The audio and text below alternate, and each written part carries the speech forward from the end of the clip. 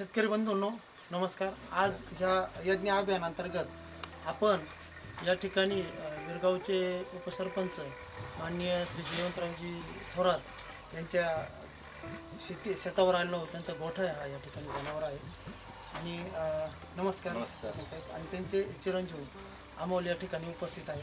तर आपला जो यज्ञ अभियान चालू आहे आणि यज्ञ अभियानांतर्गत आपला जो मुख्य विषय आहे की कच्चं शेणखत जे शेतकरी वापरतात त्याचे खूप सारे तोटे आहेत आणि हे जे तोटे आहे त्याच्यामुळं 99% जे क्षेत्र आहे म्हणजे ह्या नुसतं एखाद्या गावामध्ये जिल्ह्यामध्ये तालुक्यामध्ये जिल्ह्यामध्ये नाही तर पूर्ण राज्यामध्ये पूर्ण भारतामध्ये ही समस्या आहे की 99% शेतकरी कच्चं शेणखत वापरतात आणि त्यामुळे खूप सारे तोटे होतात आणि रासायनिक औषधं आणि खतांचा खर्च वाढतो आणि तरी पण आपल्याला जे अपेक्षित रिझल्ट आहेत ते मिळत नाही। त्या अनुषंगाने आपण हे अभियान सुरू केलं आणि आपण त्या अभियानाचा एक भाग झाला। आपण नोंदणी पण त्याच्यामध्ये केली, त्याबद्दल पहिलं तुमचं स्वागत पण करतो आणि याबद्दल जे आहे तुमचे जे अनुभव तुम्ही रिझल्ट टाकले याच्यामध्ये तर काय केलं ते थोडक्यात सांगा आणि तुमच्या याच्याबद्दल मत प्रदर्शित करा। 2 किलो गुळ घेतला आपण, 2 किलो गुळ वापरला आणि आपलं यज्ञ 1 लिटर आणि 200 लिटरच्या टाकीमध्ये आपण ते मिक्स करून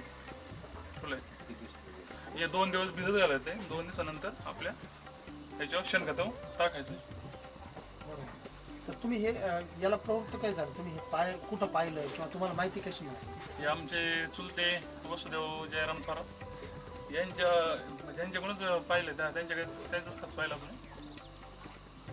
अच्छा, ते पाहिल्यामुळे तुम्हाला जाणवलं की आपण करायला पाहिजे, तुम्ही ते केलं। तर माननीय उपसरपंच मी आपणाला सांगू इच्छितो की आपण आपले पण मत याच्याबाबत, आता तुम्ही गावात अनेक अभियानं पण चालू आहेत, सेंद्रिय शेतीच्या अभियानं चालू आहेत, तर तुम्हाला काय वाटतं ह्या अभियानामध्ये शेतकऱ्यांचा कसा फायदा होईल किंवा त्याबद्दल तुमचं थोडं मत आम्हाला जाणून घ्यायचं। या अभियानामध्ये यज्ञ अभियान याच्यामध्ये आपलं स्वागतच आहे।